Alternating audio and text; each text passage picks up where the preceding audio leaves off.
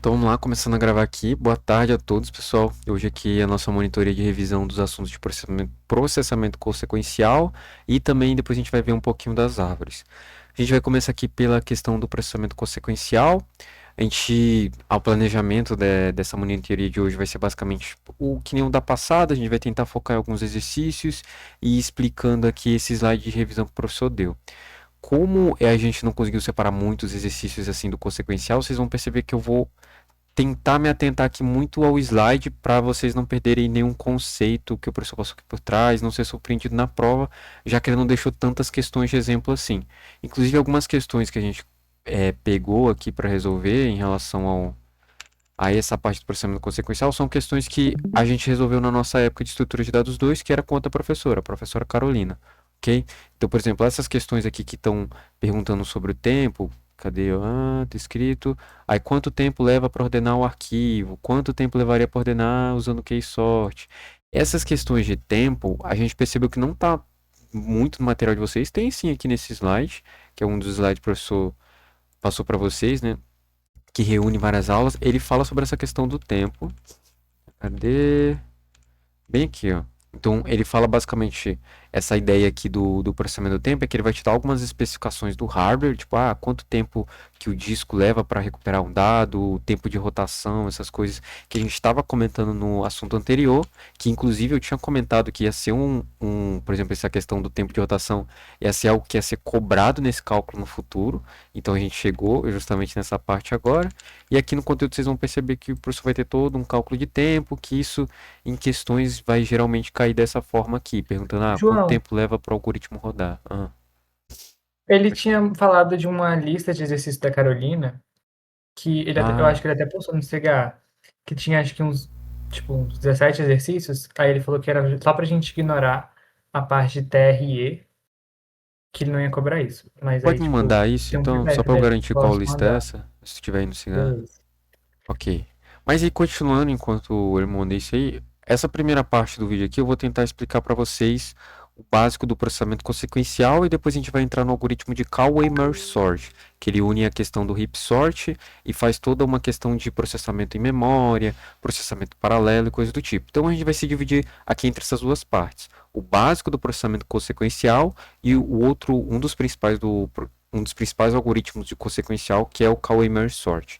Vamos ter essas duas partes.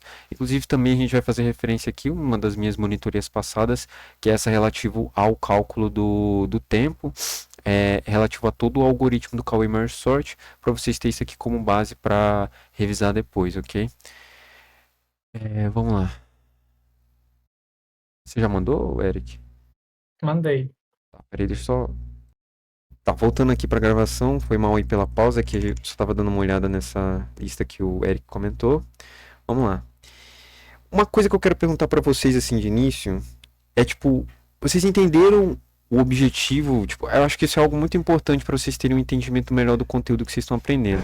Vocês entenderam tipo qual que é o objetivo e a aplicação que geralmente esse assunto ele tem para vocês ou então tipo, onde você veria esse assunto que vocês viram até agora sendo aplicado? Tipo, em que parte da computação isso provavelmente está sendo aplicado?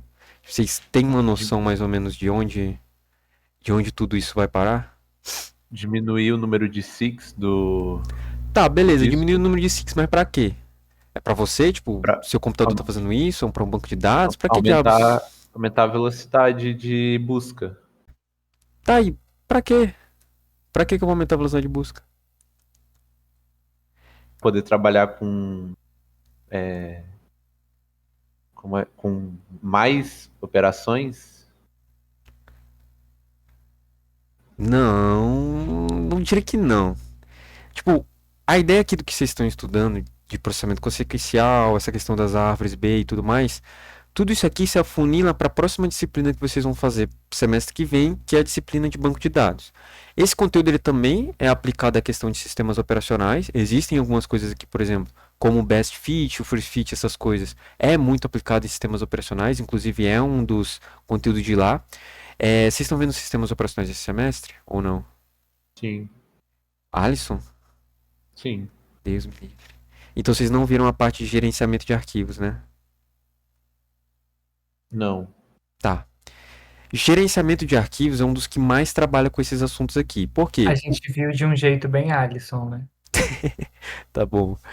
Gerenciamento de arquivos, para um usuário comum, é o que usa esse assunto. Por exemplo, se você tem um arquivo muito grande no seu computador, geralmente o sistema operacional ele aplica alguns desses conceitos para tentar otimizar o espaço de disco que você está utilizando, ou até mesmo, por exemplo, o gerenciador de arquivos que você tem no seu computador, ele também monta toda uma árvore, não chega a ser uma árvore B, mas ele monta uma árvore de indexação para ter acesso aos seus arquivos em disco, ele tem toda a questão de você ter que manipular o disco, como a gente viu lá no conteúdo passado, que é na questão das fragmentações que dão no disco, você ter aqueles espaços vazios, tudo isso são questões que esses algoritmos eles tentam solucionar dentro do sistema operacional.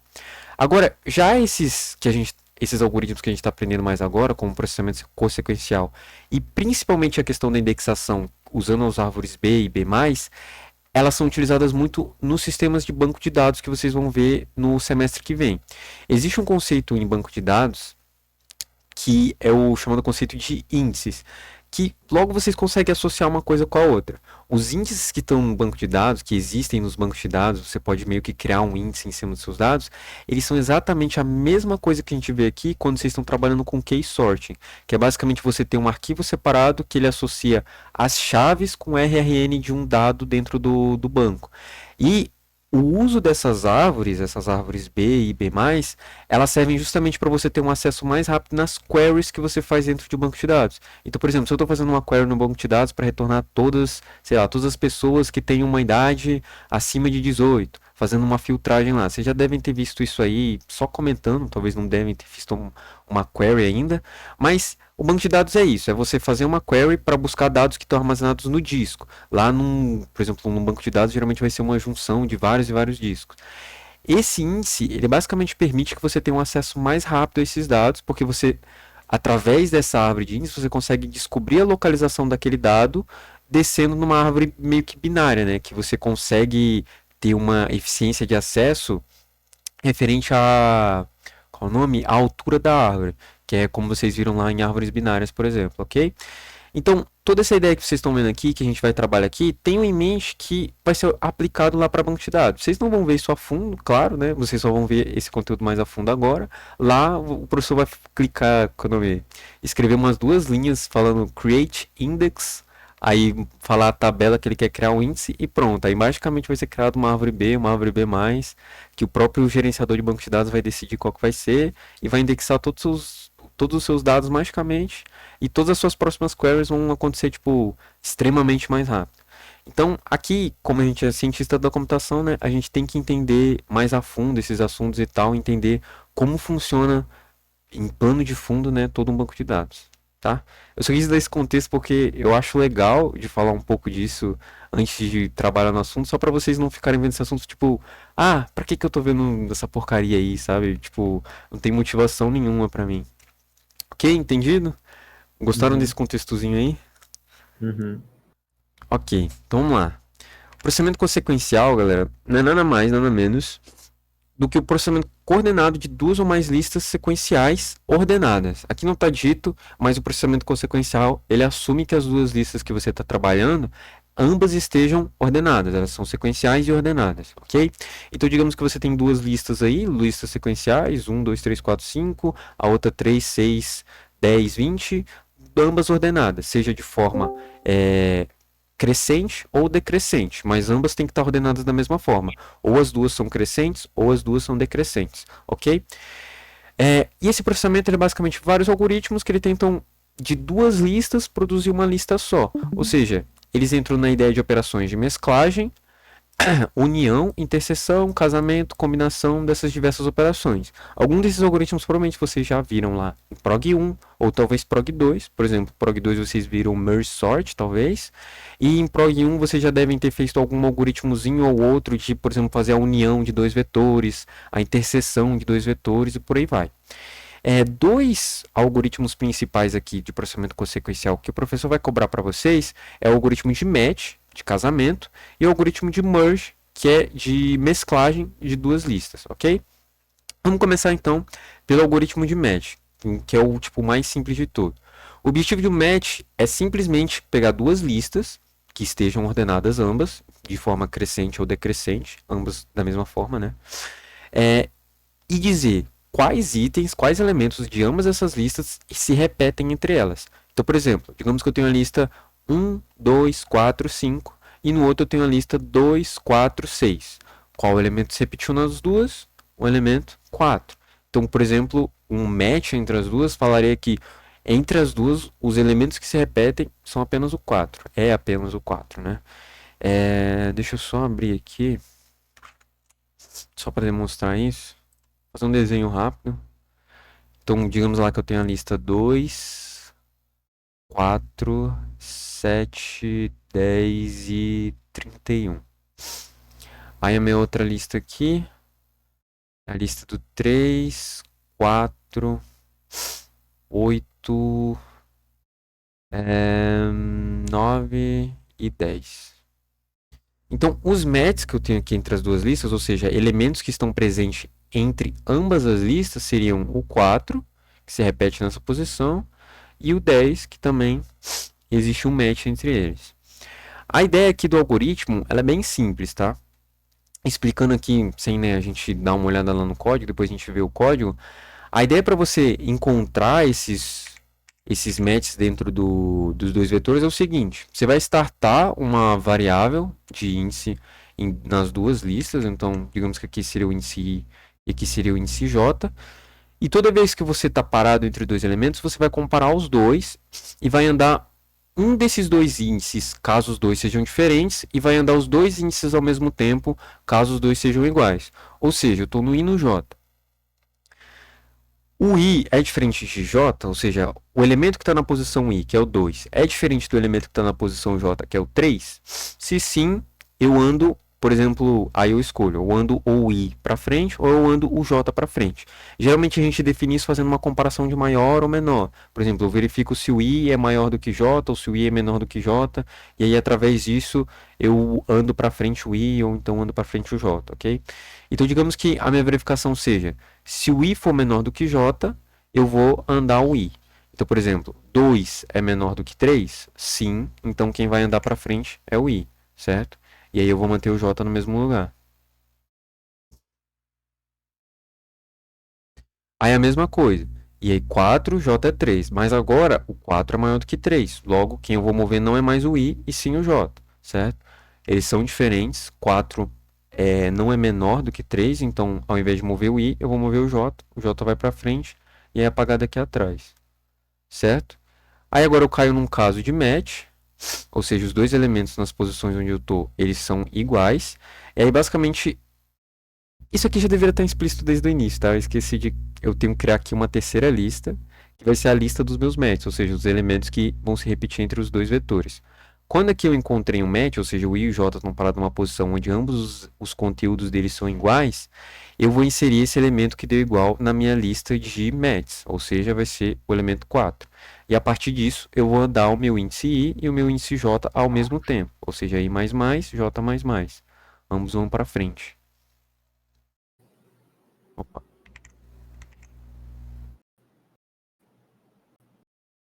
Certo? E aí eu continuo, sigo a minha comparação. O i é menor do que o i, que é 7, é menor do que 8? Então o i anda para frente e o j continua no mesmo lugar. Aí depois a mesma comparação, agora o j vai andar para frente porque o i é maior. Aí depois o j vai andar para frente de novo porque o i é maior. Certo? E aí aqui a gente vai parar de novo no match. Vamos marcar esse match na nossa lista e andar os dois elementos para frente. Quando eu ando os dois elementos para frente, eu vou perceber que o elemento do j já chegou no final da lista, ou chegou então no final do arquivo, e isso significa que meu algoritmo tem que parar, certo? Porque eu não vou conseguir encontrar mais matches daqui para frente. Então, quando o i anda para frente e o j também andam para frente, o i vai estar aqui e o j já vai estar no final da lista, o tal do EOF, End of File. Não vou escrever, mas enfim, End of File, final de arquivo, ok? Então, quando ele encontra esse EOF, ele vai basicamente marcar uma flag falando, ó, acabou o arquivo aqui, a segunda lista, o segundo arquivo, não tem mais o que comparar. Se não tem mais o que comparar, não tem mais matches para eu encontrar. certo? Então a minha lista de matches vai parar por aqui. A gente encontrou dois elementos que se repetem em ambas as listas. Aí existem alguns problemas que você vai poder encontrar dentro desse algoritmo, que seria a questão das repetições, mas ele também lida bem com as repetições. Por exemplo, se por exemplo você tivesse dois 4 aqui, ao invés desse 8 tivesse um 4 aqui também. Nesse caso, esse 4 aqui não era para dar um match, simplesmente porque você já deu um match com o 4 que tinha lá da outra lista. Então, para esse 4 aqui ter um match, teria que ter um outro 4 dentro dessa outra lista aqui de cima, certo?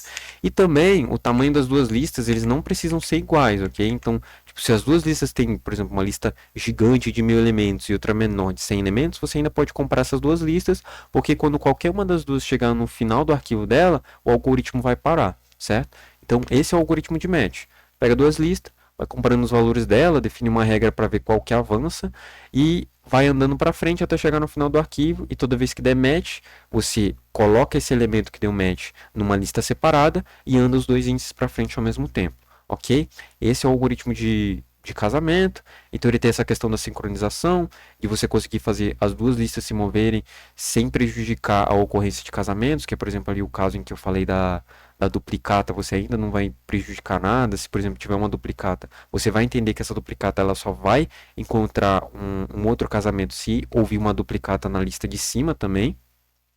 A manipulação do fim de arquivo, ou seja, ele consegue identificar o fim de arquivo sem problema nenhum, e como um chega no final de arquivo já é o suficiente para a outra lista acabar, não vai ter nenhum problema em relação a você tentar extrapolar os limites do arquivo. O reconhecimento de erro, o modelo tem que ser capaz de tratar situações não previstas como elementos duplicados e a lista não ordenada.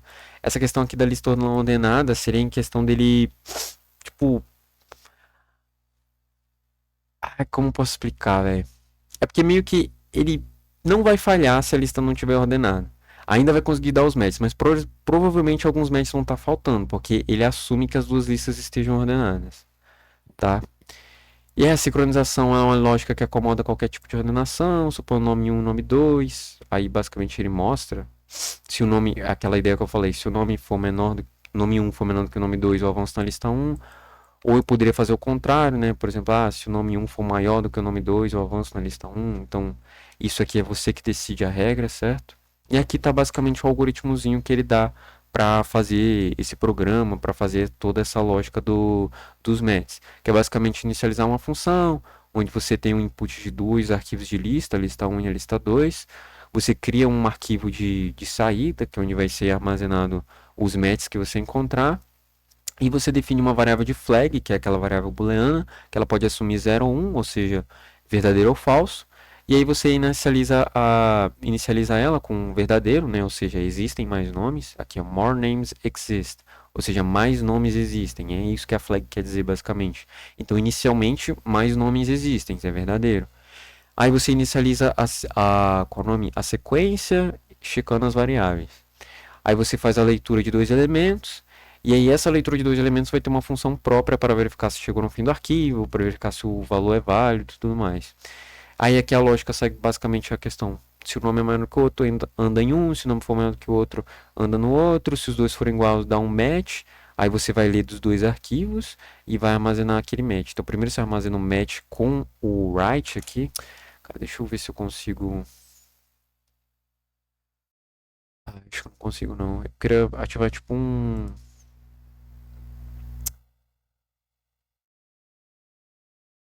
acho que não tem, ou tem. Tem. Tá, é esse aqui. Tá, então basicamente aqui a gente vai fazer o primeiro input, o segundo input, né? Anda em um ou anda em outro. E aí quando der um match, vai acontecer aqui um write. Vai acontecer um write, né, no arquivo de saída.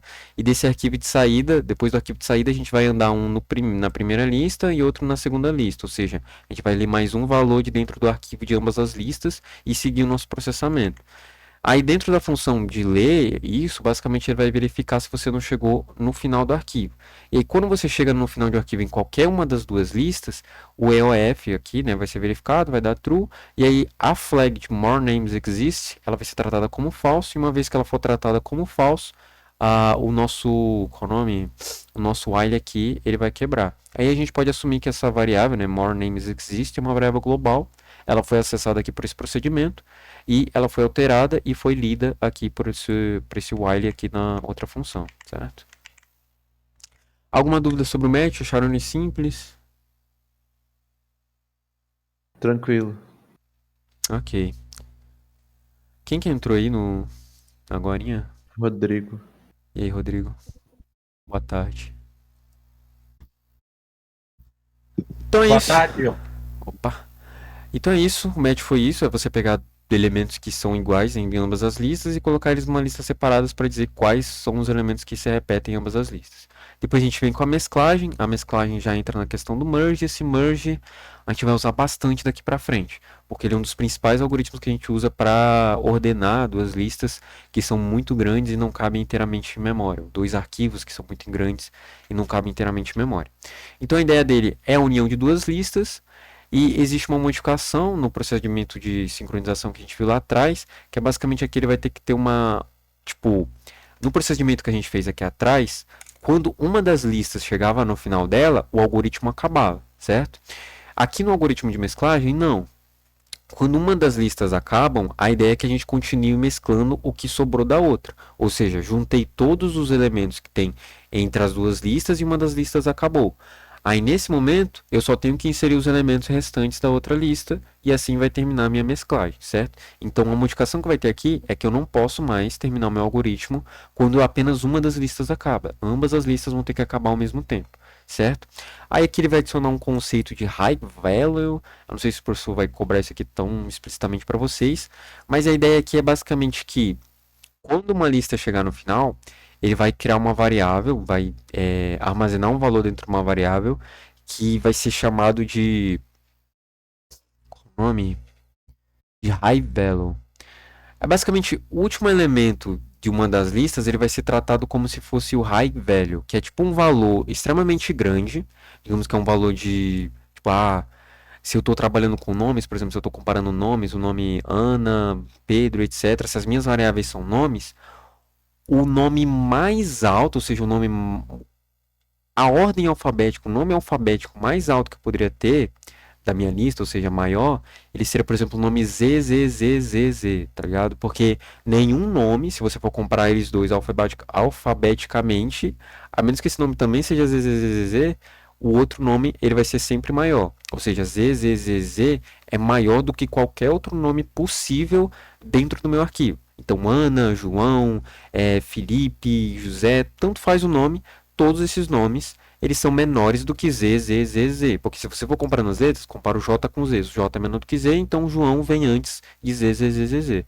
Certo? A ideia é essa. Ou então, se eu estivesse trabalhando com números ao invés de letras, eu poderia colocar, por exemplo, o maior número possível de ser representado dentro de um inteiro. Se, por exemplo, a minha variável seja inteira, utilizando a variável intmax, que talvez você já tenha ouvido falar, e também no trabalho de grafos, talvez você já tenha usado aí essa questão do intmax, floatmax, doublemax, que é basicamente a maior representação possível numérica de um número inteiro dentro do C, certo? Do C ou do C++. A gente vai colocar isso dentro dessa variável, então digamos lá que meu high value é setado para ZZZZ. Aí o que vai acontecer? Quando uma lista acaba, o último elemento da lista, dessa lista que acabou, ele vai ser tratado como se fosse ZZZZZ. E aí, quando o meu processamento consequencial ele continuar, quando o meu merge tentar continuar, por exemplo, digamos que a lista onde foi tirado a lista 2, que está o nome 2, ela acabou e agora eu substituí o último elemento da lista 2, que seria exatamente esse name 2 aqui. Calma aí, deixa eu... Oxe, eu tirei do... Não. Ah, tá. Deixa eu até colocar, tem que colocar isso em vermelho. João, antes de você continuar, Oi. o merge ele vai adicionando de maneira ordenada. Isso. Deixa eu mostrar isso pra vocês. Eu pensei que vocês já tinham visto, peraí. Eu vou O mostrar professor aqui já o... mostrou, Eu mas vou mostrar um não merge aqui lembro tão bem. rapidão, só pra vocês verem o que acontece, porque eu tô meio que assumindo que... Eita. Crashou aqui, peraí. Deixa eu ver se o meu OBS não crashou também. Não, tá de boa, vamos lá. Só abre aqui de novo. Tá. Eu meio que assumi aqui um pouco que vocês já soubessem como que o merge funciona, então deixa eu demonstrar ele aqui rapidão. Diabo. Crashou de novo? Ah, tá, não. Tem um negócio aberto aqui. Tá, pronto. Vamos assumir que tem duas listas aqui. Deixa eu só... Eu vou ter que aumentar o tamanho de uma lista. Égua, velho. Vai crashar toda hora agora. Calma aí, deixa eu tentar abrir sem esse arquivo ali.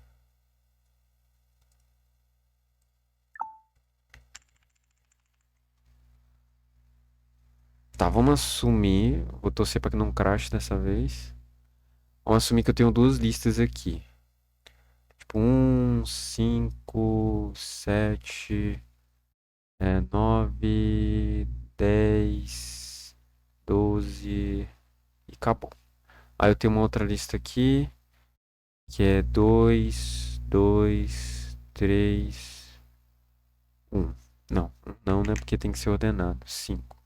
Pronto, vai ser esses elementos aqui. Aí eu quero criar um vetor que seja a união dos dois, ou seja, eu vou juntar todos os elementos que estão aqui em cima com todos os elementos que estão aqui embaixo e formar uma nova lista, certo? Primeiro de tudo, o tamanho da nova lista que a gente vai ter, ele vai ser o tamanho das duas juntas. Então, por exemplo, tem 1, 2, 3, 4, 5, 6, 7, 8, 9, 10. Esse vai ser o tamanho da minha nova lista para juntar as duas, certo? Então eu junto todos os elementos que tem em cima, os 6 de cima, com os 4 de baixo. Eu vou ter um total de 10 elementos, eu preciso de uma lista nova de 10 elementos. Beleza. Esse é o merge sort que vocês aprenderam lá em Prog 2. Aqui, como a gente está trabalhando em arquivos, o arquivo ele vai se adaptando. O sistema operacional ele vai alocando mais espaço conforme for sendo necessário. Então, tanto faz aqui você definir esse tamanho. Você não precisa definir ele. O próprio arquivo, o próprio sistema operacional, ele vai armazenando ali em memória secundária o seu vetor independente do tamanho dele, certo? Então, considere que a nossa lista ela meio que vai abrir aqui, aí você vai armazenando valores dentro da memória até você fechar o arquivo e aí ele define que o fim da sua lista é aqui, certo? Vamos lá.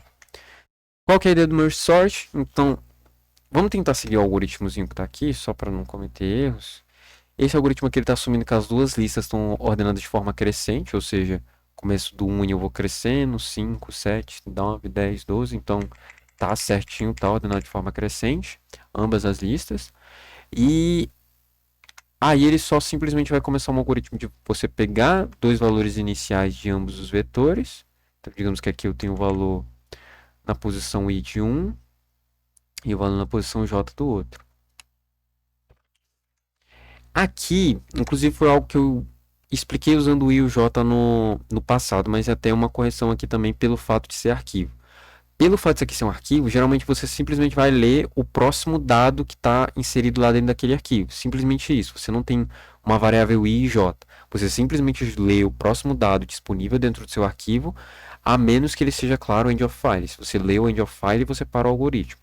Caso contrário, você lê o próximo valor. Então, quando a gente está trabalhando com arquivos, a gente não está trabalhando com índice i e j, certo? Tanto que aqui você vai ver que a leitura do próximo valor... Cadê? A leitura dos próximos valores, ela é simplesmente essa parte aqui, ó, que ela faz o input dentro do arquivo de um nome e o input dentro do outro arquivo do outro nome. O nome 1 e o nome 2. O nome 1 vem da lista 1 e o nome 2 vem da lista 2, certo? E aí ele segue fazendo um while que vai repetir a mesma coisa. Que é basicamente pegar de um lado do arquivo, pegar do outro lado do arquivo, e aqui você pegar dos dois arquivos. Então, aqui você não tem a ideia do i e do j, você tem simplesmente a ideia de você ler o próximo dado dentro do seu arquivo, ok? Mas para facilitar aqui, eu vou explicar como se tivesse um i e j. Mas imagina que eles não existem, e com arquivos é só você ler o próximo dado do arquivo até chegar no end of file, ok? Então vamos lá. Li o dado que está aqui, puxei ele do meu, qual é o nome? Puxei ele do disco, carreguei na memória. Puxei esse aqui do disco, carreguei ele na memória. Aqui que meu algoritmo diz. Eu fiz esses dois aqui, né? Puxei os dois da memória. E aí, enquanto mais valores existem, essa variável inicialmente aqui ela vai começar como verdadeiro, né? Então ele sempre vai entrar nesse while pela primeira vez. Aí eu vou verificar se o nome 1 que eu carreguei é menor do que o nome 2 que eu carreguei. Nesse caso aqui a gente está trabalhando com números, então vamos considerar que o nome 1 e o nome 2, né, são números. Aí a gente verifica o 1, digamos que esse 1 aqui é o name 1, esse i aqui é equivalente ao name 1, e o j seja o name 2, certo? Então, o name 1, que é 1, e o name 2, que é 2. 1 é menor do que 2? Sim. Se sim, eu vou ler o próximo dado do arquivo de cima, que no caso seria esse aqui. Não. Opa, pera, confundi. Eu primeiro vou escrever esse dado na minha lista, Na lista de ou seja, eu vou pegar um e vou escrever na minha lista separada. E aí depois eu vou andar e ler o próximo dado do meu arquivo. Ou seja, é como se eu estivesse andando esse ir para frente, certo? Só apagar aqui todos esses quadrados que eu fiz. Então eu ando ir para frente. E esse 1 aqui foi parar ali dentro do meu vetor, certo? Ok, então é como se eu já tivesse lido ele. Vou meio que marcar ele, né? Para indicar que ele não vai ser mais trabalhado. E aí eu vou e verifico o resto. Então aqui é um else, não vou entrar no else. Aqui é outro else, não vou entrar no else. End if, aí eu volto para o meu while, verificando se mais nomes existem. Observe o seguinte, dentro dessa função input, acontecem algumas coisinhas. Ou seja, quando eu estou lendo esse meu próximo dado aqui, que é o dado do 5, vai ocorrer algumas verificações, que são as seguintes. Ele vai primeiro verificar se esse dado que eu li aqui, que nesse caso foi o 5, ele não era um end of file. End of file é aqui, tá? Então seria o final do arquivo. Não estamos lá. A gente lê um valor válido, então essa verificação aqui do... Cadê? Essa verificação aqui do end of file, ela vai dar falso, certo? Se ela dá falso, esse end aqui, ó, vai dar falso também, independente se isso aqui for verdadeiro ou falso, mas eu vou explicar depois esse hide value aí. Por enquanto, desconsiderem essa segunda verificação. Então isso aqui deu falso, aí ele faz uma segunda verificação. Se é pelo menos EOF, ou seja, eu já verifiquei que não é EOF, e aí se não é EOF, tanto faz essa verificação aqui, tá? Já deu falso. Mas a gente já verificou que não é EOF, então de novo isso aqui vai dar falso, e aí a gente vai cair nesse else if aqui, certo? Esse else if aqui, ele vai basicamente verificar se o elemento que eu li agora, ele cumpre com a sequência crescente que eu assumi que os dois vetores têm. Ou seja, ele vai verificar se o 5 é menor do que o valor anteriormente lido, que era o 1. Ou seja, não, se o 5 é maior do que o valor anteriormente lido, que era o 1. Para seguir a questão crescente. Então, se eu sair do 1, eu assumo que para minha lista estar ordenada, o próximo valor depois do 1 é maior ou igual a ele. O 5 é maior ou igual a 1? Sim. Então, a minha sequência, ela se cumpriu e não tem nenhum problema aqui. Caso contrário, por exemplo, se esse valor fosse 0, isso aqui ia dar verdadeiro e ele ia simplesmente parar todo o processamento e mandar uma mensagem de erro para o usuário falando que não é possível fazer a mesclagem ordenada das duas listas, certo? Então isso que ocorreria. Mas como isso aqui vai ser falso e como as nossas duas listas estão ordenadas, sempre esse else if aqui vai dar falso, ok? E aí, basicamente, a gente vai falar que o nosso previous name vai virar o name atual. É basicamente dizer que o meu i andou para frente, agora ele é o 5, certo? Então vamos lá. Aí a gente vai voltar lá para a função de cima e vai fazer a próxima verificação. O name1, que seria o i, é menor do que o name2, que seria o j? Não. Então eu vou para o segundo if, o else if. O name1 é maior do que o name2? Sim, o 5 é maior do que 2. Então, dessa vez, a gente vai fazer todo aquele processamento em cima do 2. A gente vai escrever o 2 na lista separada, depois vai fazer toda a verificação. Ah, é o próximo valor, que vai ser o 2, né? Então, eu vou andar o J para frente, vou andar meu nome para frente, para lendo o próximo valor. E aí, eu vou fazer todas aquelas verificações. O 2 é end of file? Não, a gente ainda não chegou no final dessa lista aqui, então tá tudo bem. Aí vai verificar, ele segue a sequência certinho, o valor que eu li agora, ele é maior ou igual ao valor anterior que eu li, que era o 2? Sim, então ele ainda segue, ou qual o nome, a regra da ordem crescente normalmente. Então, por enquanto, tá tudo certo. Beleza, finalizei todas as verificações dentro do próximo valor que eu li. Vou para minha próxima verificação. Mesma coisa. E nome 1 maior do que nome 2, aí não, aí depois ele verifica que o nome 1 é maior do que o nome 2, sim, então o nome 2 vai ser escrito, aí eu vou pro próximo, aí eu verifico tudo, não é end of file, blá blá blá blá blá blá, aí coloco o J aqui, pô, aí eu verifico a mesma coisa, aqui vai dar maior, então eu escrevo aqui, pô, aí eu vou pro próximo, verifico tudo, dá tudo certo. Aí aqui vai o 5 é igual ao 5, aí você que define aí qual dos dois você vai fazer. Se não me engano, ele tem uma verificação aqui. Ah, eu tô no negócio Escreve errado. os dois. Ah, sim, verdade. No match ele escreve os dois e anda os dois pra frente, bem observado. Então aqui a gente acontece uma situação de match. os dois são iguais. Então a gente vai escrever os dois valores, o 5 aqui e o 5 aqui, e vai ler o próximo valor de ambos ao mesmo tempo. Então, tanto o i vai aqui Chegou. parar no 7 e o j vai parar no end of file. O que foi? Não, ia falar o que acontece agora. Isso, então, aí beleza. Aí agora a gente vai observar o que vai acontecer agora, que vai ser a questão do high value lá que eu estava explicando. Vamos começar aqui pelo de cima. Vamos fingir que, beleza, chegou os dois, eu escrevi os dois aqui, aí eu vou ler os próximos valores. Que aqui no match, né, a gente pode ver aqui, ó, eu primeiro escrevo... Ah, não, quando os nomes são iguais, eu só escrevo um deles, tá? Eu não escrevo ambos. Foi mal. O algoritmo ele dita que você não pode ter repetições, até porque é a ideia da união também na matemática. Então, vamos lá, a gente escreve... Ô, João, isso vale só por causa do match? Não, isso aqui é um merge. Não, quer dizer, isso vale só quando os dois estão em listas diferentes? Como assim? O que você quer dizer com isso? Não, não pode ter repetido, mas você repetiu dois. Pior, né? É, mas é pior que ele permite repetir se forem de listas iguais, ele não repete, mas se for de listas diferentes, você pode repetir. Porque você percebe que ele não tem nenhuma verificação para É o verificação anterior contrário. já foi inserido de novo. Na verdade, agora que tu observou, eu acho que eu deixei passar algum if aqui. Cadê? Ai, não, não.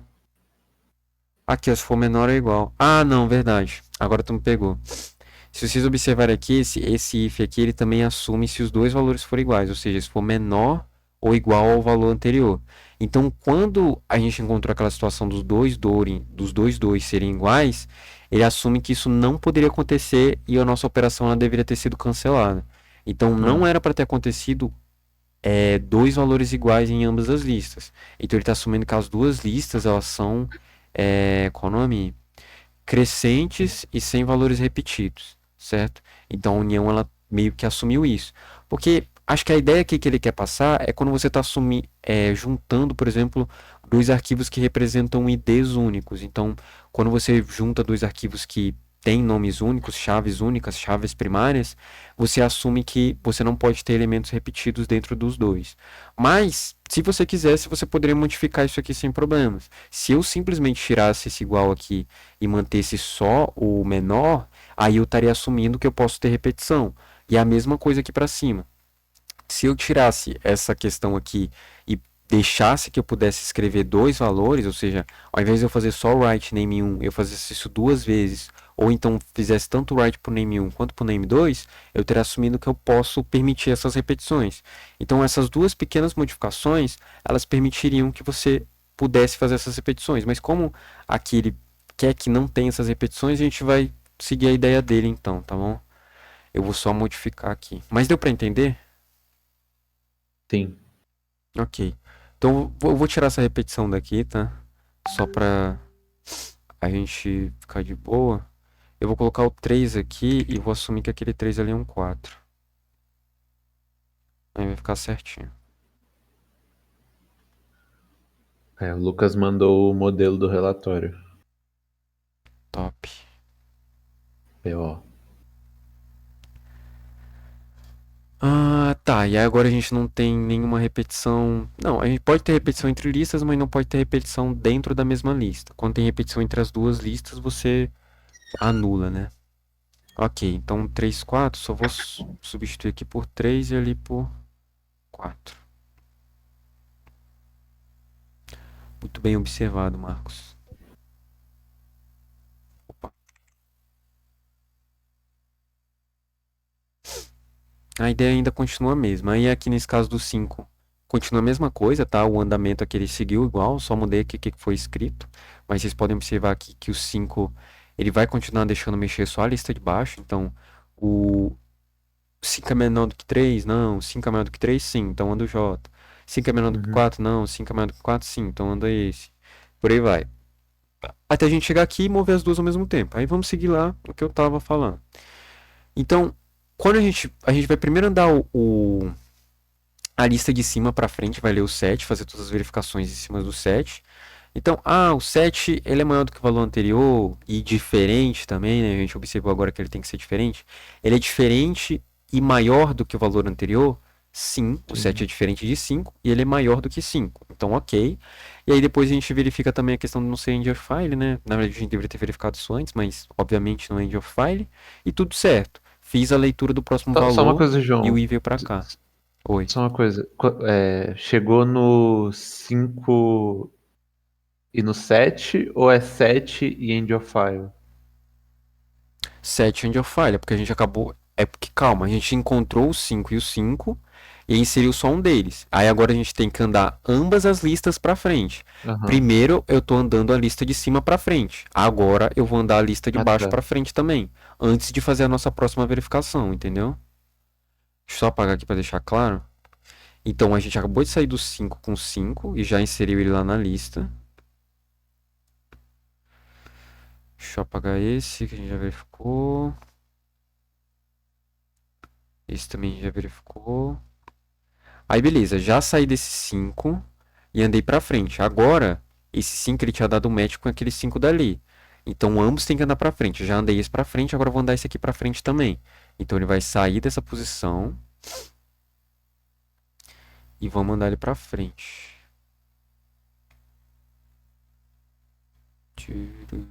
Tá. Então o 5 vai pra frente, ele vai parar aqui nessa posição que é end of file. E o F, certo? Ele chega aqui que é end of file. Beleza. O que que acontece a partir desse momento em que o J, né, a minha segunda lista, ela chegou no end of file? O que que diabos a gente vai ter que fazer? Vamos lá. Então o outro, como a gente viu, deu tudo certo, né? Ele passou por todas essas verificações aqui. E aí depois a gente tem que ir para o próximo, a segunda lista, e passar ela também por todas essas verificações aqui. Então vamos lá. Primeira coisa que vai acontecer, então ele vai ler aqui o próximo valor dentro do arquivo, né? E vai dar o end of file, e aí ele vai verificar aqui. É end of file? É, verdadeiro, certo? Então já temos a primeira condição verificada. Depois ele vai verificar o seguinte, ele vai verificar se o último elemento da outra lista, ou seja, o último elemento da última lista, aqui, ó, most recent name read from the another list, ou seja, o último elemento listo o elemento mais recente lido da última lista, que foi o 7 nesse caso, certo? Ele é igual ao high value, aí lembrando, o high value é tipo z, ou então um número tipo infinito, extremamente grande, que é um limite do int max. O 7, ele é igual a 1 bilhão, por exemplo, digamos, vamos assumir um número aleatório aqui que seja muito grande, é 1 bilhão?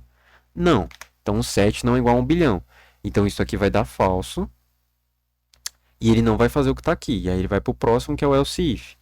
O else if aqui vai perguntar se end of file. Como a gente já viu, o end of file é verdadeiro. Logo, ele vai executar essa operação aqui, que é o seguinte. O último valor da minha lista, aí isso aqui não vai ser inserido dentro do arquivo, certo? Vai ser uma variável separada e tal, dentro do seu programa. Ele vai receber um valor muito grande, que seria o high value. Por exemplo, aqui no nosso caso, a gente está assumindo que é 1 bilhão. Então, o último valor, que vai ser considerado como o elemento mais recente da outra lista para outra lista, não sei se talvez tenha ficado confuso de entender, mas basicamente toda vez que a outra lista for tentar verificar um valor dessa lista aqui, dessa lista 2, ele vai ler esse valor muito grande, certo? E aí a gente vai ver por que isso vai ser bom, certo? Então basicamente é isso que a gente fez. A gente falou que o último elemento dessa lista aqui vai ser considerado um valor muito grande, o valor de 1 bilhão. Para que isso? Vamos ver agora. Aí a próxima verificação aqui nem vai ocorrer, certo? Porque a gente já caiu nesse else if, então o próximo não vai ser verificado. Ok, vimos tudo isso aí. Então a única coisa que ele fez foi tornar o último elemento dessa lista, que é a lista 2, como se fosse o meu high value. Vou escrever aqui como se fosse HV, certo? Então vamos lá. Aí lembrando, isso não foi escrito no arquivo, é só uma variável separada ali na memória, que vai meio que considerar agora que o último elemento da minha segunda lista é esse valor, certo? Aí a gente continua. Agora, toda vez que eu for fazer uma verificação, o meu name2, que é o da segunda lista, certo? Ele vai ser tratado como se fosse esse high value, ou seja, o valor de 1 bilhão. Se esse valor de 1 bilhão, se o name2 ele sempre vai ser 1 bilhão, a gente percebe que todos os próximos valores que eu tentar processar na primeira lista, eles vão ser menores do que 1 bilhão. Ou seja, essa verificação aqui, ela sempre vai dar verdadeira e ela vai inserir todos os elementos da minha primeira lista, que estão restantes, então o 7, o 9, o 10 e o 12, vão ser inseridos em sequências, porque nenhum deles vai ser maior do que um valor muito grande de 1 bilhão. Logo, sempre essa verificação vai dar verdadeiro e vai dar write, write, write, write, até chegar no end of file. Então vamos assumir que isso está acontecendo, né? Então ele escreveu o 7, escreveu o 9, escreveu o 10, escreveu o 12, e aí ele também vai chegar no end of file, certo? Aí, quando o nosso i ele também chega aqui no end of file, o que vai acontecer? Vai acontecer aquele processo ali do segundo processor, né, o de input aqui. E aqui na nossa primeira verificação, ele vai verificar o seguinte: EOF é verdadeiro, cheguei no final da minha primeira lista. E aí, o último elemento, o elemento mais recente da outra lista, ele vai ser igual a 1 bilhão, que é 1 bilhão que a gente estava verificando até agora. Ou seja, o último elemento aqui é 1 bilhão, e ele é igual ao high value, que a gente assume que também é 1 bilhão. Ou seja, tendo esses dois como verdadeiro, eu assumo que as duas listas foram esvaziadas e passo essa flag para falso. E assim, quando eu voltar lá para o procedimento de cima, para a função de cima, a nossa função ela vai acabar, porque esse while aqui vai receber um valor falso, vai quebrar, e aí ele vai encerrar o nosso processo aqui, certo? Alguma dúvida? Não.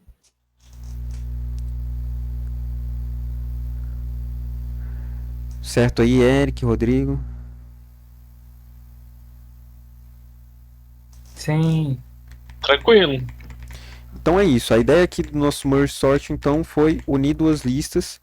Nesse caso aqui, que está explicitado aqui, ele assume que você não pode ter repetições em uma lista, ou seja, ambas as listas, dentro delas, você não pode ter repetição dentro de cada uma delas. Então a lista 1 não pode ter repetição de elementos e a lista 2 não pode ter repetição de elementos. E também, ambas as listas, a lista 1, ela tem que estar ordenada de uma forma crescente ou decrescente, e a lista 2 tem que estar ordenada da mesma forma que a lista 1. Então, se a lista 1 está ordenada de forma crescente, a lista 2 também tem que estar ordenada de forma crescente, ambos sem repetição. Caso haja repetição em ambos, a gente só vai repetir o valor de uma das duas listas.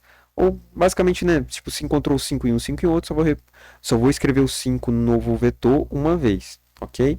E é isso. Então encerramos aqui. Essa foi a parte do básico aí de match e merge, que são os dois principais algoritmos consequenciais, que você basicamente trabalha com duas listas para gerar uma lista de saída, certo? Aí tem umas coisinhas a mais aqui, vamos lá. Condições tratadas de acordo com o modelo, né? Tanto faz, isso aqui é só resumo. Aí também a gente vai ter a ideia aqui também do Callaway Merging, que é basicamente a ideia de você mesclar mais do que duas listas. Então o nosso merge simplesinho aqui, você pega duas listas e dá um merge em ambas. O Callaway Merging é quando você tem mais de uma lista. Por exemplo, você tem 3 listas, 4 listas, 5 listas e você quer fazer um merge entre todas essas listas. A ideia é que ela é muito semelhante, porém ela vai ter essa problemáticazinha aqui de você, né, ter que fazer muitos ifs. Como a gente pode ver aqui, né, você vai encadeando muitos ifs em cima do... Qual o nome? Em cima do seu while. Então você vai pegar, por exemplo, aqui o valor mínimo, né? Você vai pegar o menor valor de todas as listas e vai comparar aqui com qual que é qual o nome? Se existe algum match desse menor valor com de alguma outra lista, certo? Ele tem uma ideia aqui, que é essa ideia aqui da árvore que vai sendo montada para você descobrir qual que vai ser o próximo valor inserido na lista de merge. Que é basicamente você pega o menor valor de cada uma das listas que você tem, então digamos tem uma lista 0 até a lista 7 aqui. Você vai pegar o primeiro da lista de cada um, então digamos aqui que elas são crescentes. Então o primeiro valor de todas essas listas crescentes é o menor valor de todas elas, e aí você vai meio que fazer um campeonatozinho, para assim dizer, né, uma árvore de seleção, em que de duas em duas você vai pegar o menor valor delas, e aí desse menor valor você vai comparar com outro que foi selecionado de duas em duas. Aí isso aqui meio que formou meio que uma oitava de final, uma quarta de final, uma semifinal. E aí na final você tem declarado que o 5 foi o menor valor entre todos eles, entendeu? Então a ideia aqui também é bem simples, tá? Ela não se complica muito. É basicamente você ter a verificação de várias listas ao mesmo tempo. Só que aí você vai ter que meio que fazer um algoritmo que ele defina entre todas essas listas, qual que é o menor deles, certo? Isso aqui, basicamente, vocês poderiam ver, cadê? A ideia aqui é que você pega o menor valor direto, então digamos que eu pegaria aqui, ó, eu tenho uma lista, né? Não uma lista, mas os meus primeiros selecionados de cada um vai ser o 7, o 9, o 11, o 18, o 12, o 5 e o 15. Aí aqui no meu algoritmo eu vou dizer o seguinte, eu vou pegar um valor mínimo, ou seja, o menor valor entre todos esses primeiros, certo? E depois eu vou verificar se não existe nenhum outro valor que seja igual a ele. Caso exista um outro valor que seja igual a ele, eu vou ler o próximo valor daquela lista e vou escrever só uma vez o meu valor mínimo. Então, tipo, se eu li aqui, por exemplo, o 5, o meu mínimo aqui entre todos esses dessa reta aqui, ó, vai ser o 5, certo?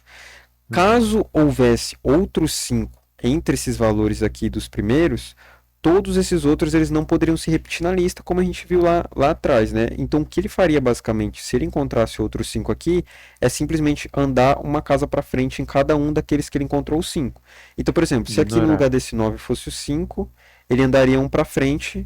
Aí aqui se também fosse um 5, ele andaria um para frente, por aí vai. E aí na próxima verificação, ele vai considerar o 7, o 19, o 13, o 18, o 12, o 6, o 15 e o 8. Ou seja, o 5 já foi inserido, todos os próximos valores têm que ser maior do que 5. Certo? O que tu falou, Marcos? Nada. Então é isso, beleza? Então a ideia básica desse algoritmo aqui é essa. Tá.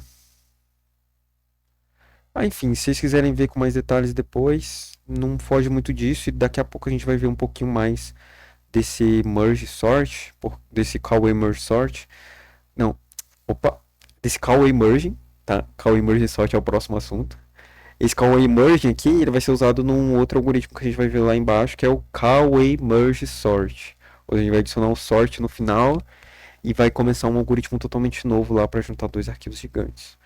Ok? Então é basicamente isso. Ideia bem simples aqui do Call Emerging. E fechamos por aqui o nosso início do processamento consequencial. Nossa primeira videoaula, por assim dizer. E vou parar a gravação por aqui e vamos para a próxima.